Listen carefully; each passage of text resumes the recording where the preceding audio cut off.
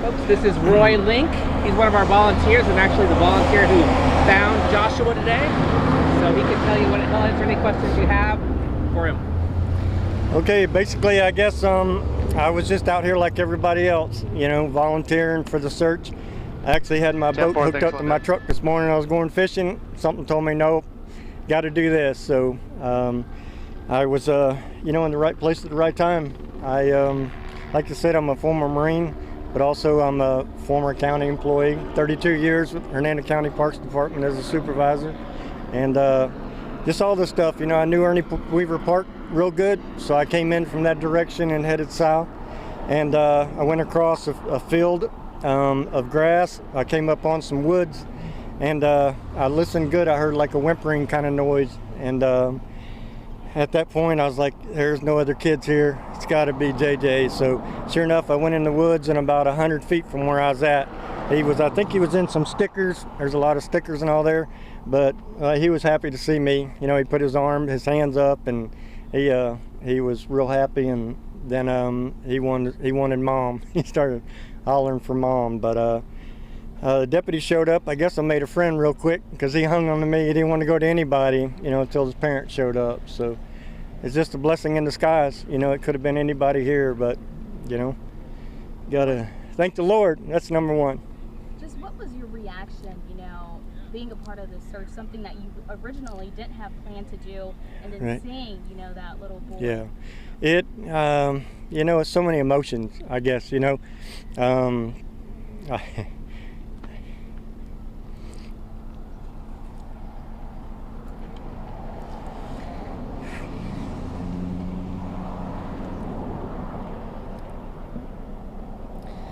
I would say who wouldn't get emotional, with that situation, but I was just so happy I found him, so happy he was alive and well, and just seeing the parents reunited with him, and I just couldn't ask for a better day, a better outcome, and I'm just pleased with all these people that showed up. It could have been anybody, just happened to be me. What was the look on his face when he saw you? He seemed, he wasn't smiling, but he was happy. And he put his hands up in the air for me to come get him, So I was calling his name, and I just started saying, your mom's coming, because I didn't want to scare him. But that didn't seem to scare him. He was happy when I picked him up. And like I said, I think he was in some briars, so he didn't want to go any further. But he was standing up, and he looked like he'd been hiking for a while, so maybe he'll end up being my hiking buddy when he gets older. As a Marine, does it shock you how a 2-year-old could survive out there for 24 hours? It is. It really is. Yes. You probably wouldn't find a lot of adults that would stay out there in the middle of the night, and who knows what's out there. I mean, we have coyotes and bobcats and that type of stuff, and but I'm sure being 2, he had to be scared, especially during the night. But he seemed in good spirits. He wasn't didn't seem to be any danger. I saw the scratches on his legs and his arms, and I took a picture with me and his family, his parents and him, and he was just happy. He was happy, happy to be back. How thankful are you that, instead of going on that fishing trip this morning, you decided to spend your time searching for this son?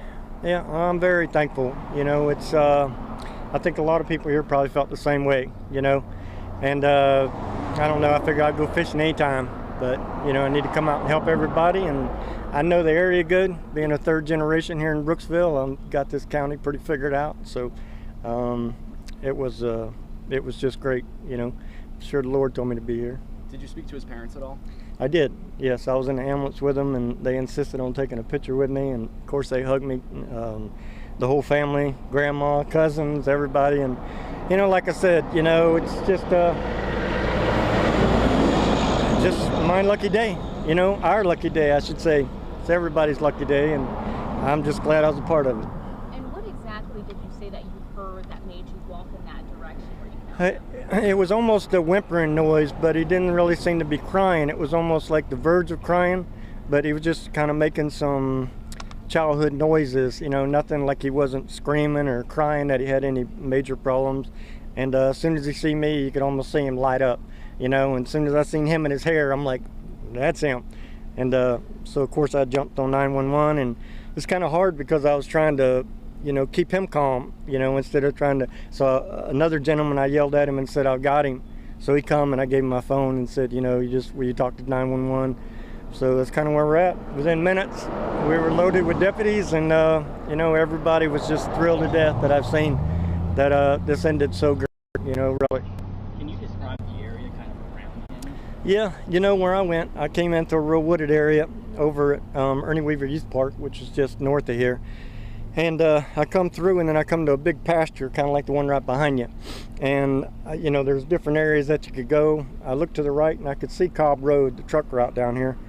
So I decided to go straight, and off to one side, I seen a couple things they use on fields for fertilizing, big water tanks and all they use.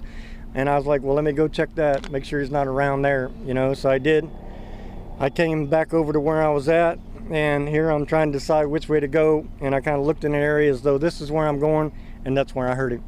And he was 100 feet away is about it. And so, you know, I'm sure everybody here was wishing somebody found him. I just happened to be the guy, so, you know, I'm no hero or nothing else. It just was my lucky day. Lifelong friend, huh? Oh yeah, yes, for sure. Yep, I got to meet back up with him. Yeah. But Thanks for talking. we're good. Sure, absolutely, absolutely. Y'all take care.